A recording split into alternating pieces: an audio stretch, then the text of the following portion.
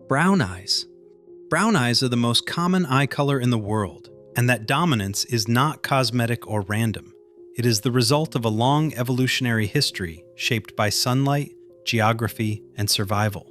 For most of human existence, eye color was not a variation. It was uniform. Early humans had dark eyes because they lived in environments where light was intense, constant, and dangerous for vision over time.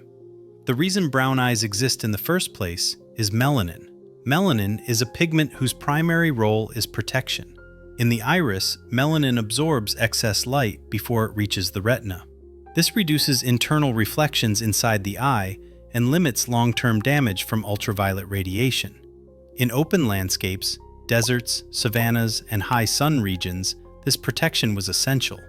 As a result, brown eyes evolved to be stable. They handle brightness without distortion. Glare is reduced.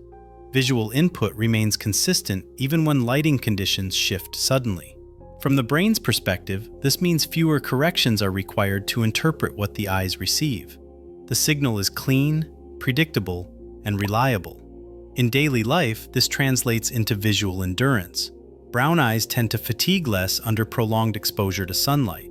They cope better with harsh contrast, reflective surfaces, and outdoor environments.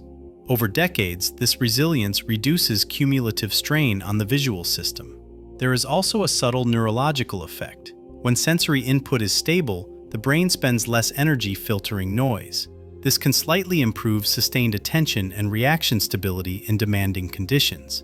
Not sharper vision, but steadier vision. The cost of this protection appears when light is scarce. In dim environments, brown eyes receive less available light than lighter eyes. Details fade sooner.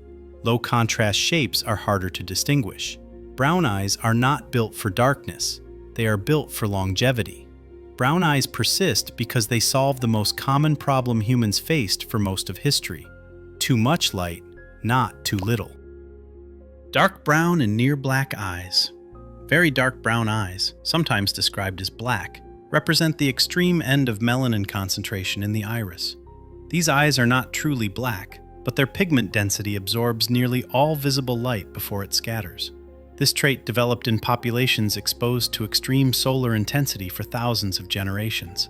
High-altitude regions, equatorial zones, open plains with little shade. In these environments, even standard brown eyes benefited from additional protection. With near-black eyes, internal light scattering is minimal. The retina receives only filtered, controlled input. This dramatically reduces glare sensitivity and protects against long-term ultraviolet exposure. From a biological standpoint, these eyes are defensive structures. In practice, this produces exceptional comfort in bright conditions. Snow reflection, water glare, direct sunlight, and desert brightness are easier to tolerate. Visual stability remains intact when others experience discomfort. Over a lifetime, this protection correlates with lower incidence of certain degenerative eye conditions. The visual system ages more slowly because it has been shielded from cumulative stress. However, this extreme filtering has consequences. In low light conditions, near-black eyes struggle the most. Night vision is reduced. Indoor dim lighting may feel insufficient. The visual system depends heavily on external illumination. These eyes are specialists. They trade versatility for maximum defense. Near-black eyes reflect adaptation to environments where light was overwhelming and survival depended on visual durability more than sensitivity. Hazel eyes. Hazel eyes occupy a middle ground that is often misunderstood. They are not a single color, but a combination of pigmentation patterns. Typically, hazel eyes contain moderate melanin with uneven distribution across the iris, creating variations between brown, green, and gold tones. This mixed structure allows the eye to respond dynamically to different lighting environments. Hazel eyes did not evolve for a single dominant condition. They evolved in regions where light, climate, and landscape changed frequently. From an evolutionary perspective, this represents adaptability rather than specialization. Hazel eyes filter light more than green or blue eyes, but less than brown eyes. This allows them to maintain comfort in brighter conditions while retaining reasonable sensitivity in softer light. The brain receives input that is neither overly restricted nor overwhelming. In everyday terms, hazel eyes adjust well. Moving from indoors to outdoors produces less strain. Visual fatigue accumulates more slowly in mixed environments. Depth perception remains consistent across varied terrain. Because pigmentation is uneven, light scattering inside the iris changes subtly depending on angle and brightness. This may enhance contrast detection in visually complex settings such as forests, urban spaces, or crowded environments where edges and movement overlap. The trade-off is lack of extreme optimization. Hazel eyes are not exceptional in darkness, nor are they maximally protective in intense sunlight. They are flexible, not dominant. Hazel eyes persist because adaptability itself is a survival advantage when environments are unpredictable. Green eyes. Green eyes are rare, and that rarity tells an important story. They represent a precise balance between melanin presence and light sensitivity.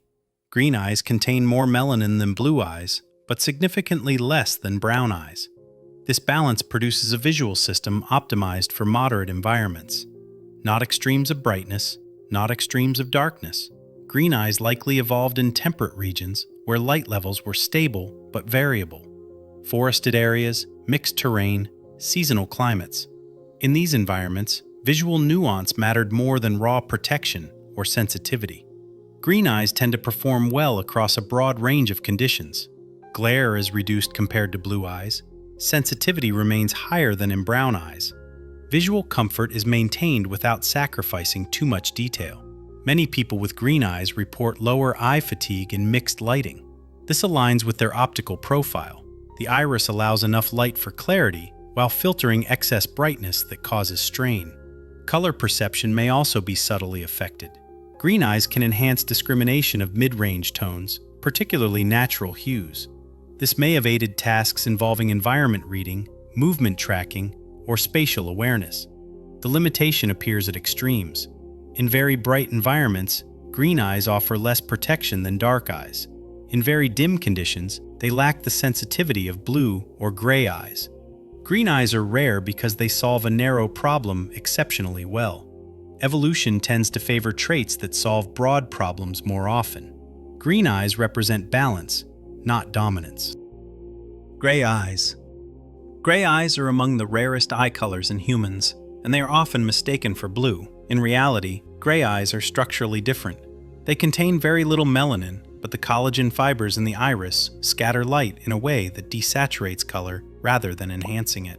The result is a muted, metallic appearance that reflects light differently depending on the environment. Gray eyes are strongly associated with regions where light is diffuse rather than intense. Overcast skies, fog, long winters, and low-contrast landscapes shaped this adaptation. In such conditions, seeing color vividly matters less than detecting form, motion, and subtle changes in shape. Because of this, gray eyes often prioritize contrast over saturation. Edges, outlines, and movement stand out more clearly. This can improve perception in environments where visibility is limited not by darkness, but by uniform lighting. Snowy plains, misty forests, and cloudy coastlines all favor this kind of visual processing. However, gray eyes share a limitation with other light-colored eyes. They offer little protection against strong sunlight. Bright environments can feel overwhelming, and glare sensitivity is common. Long-term exposure to intense light carries higher risks without external protection.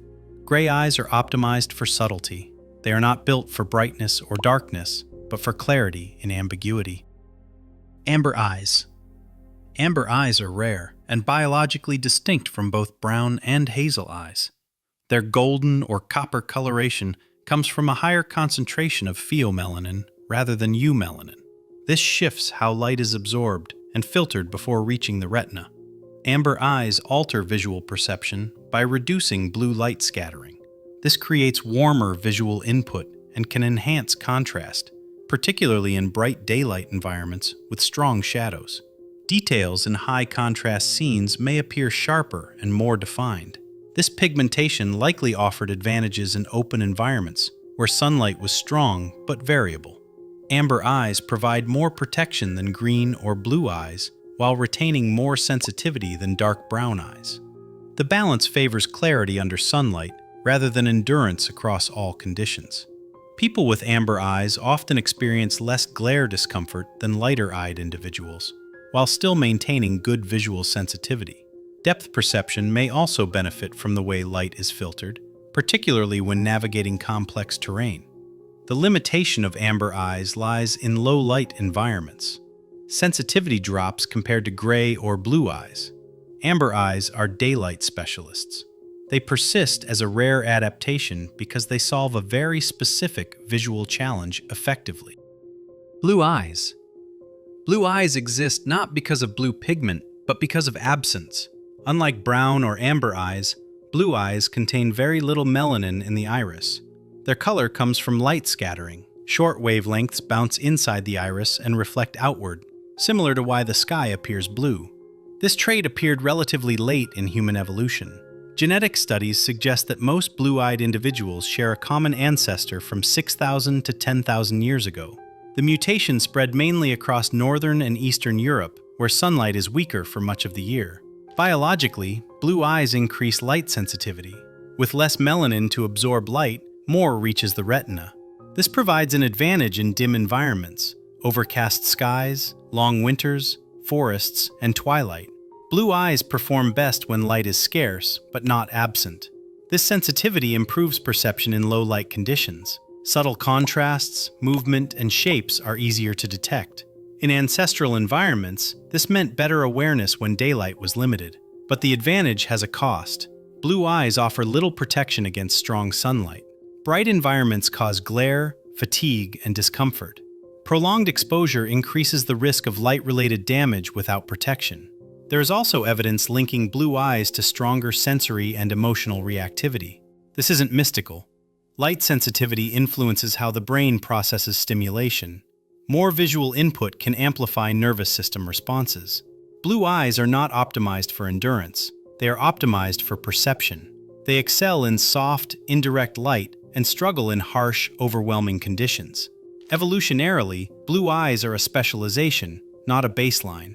Fragile compared to darker eyes, but in the right environment, they see what others miss.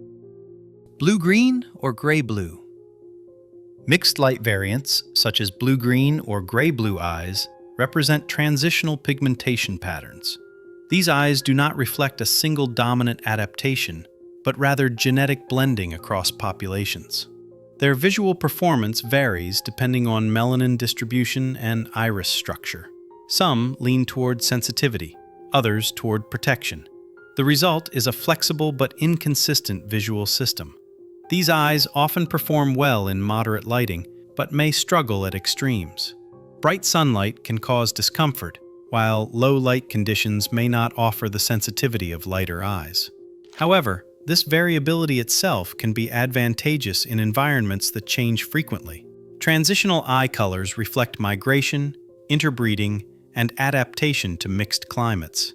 They are the visual record of human movement across continents. Eye color is not decorative, it is adaptive. Each color represents a compromise shaped by light, geography, and survival pressure.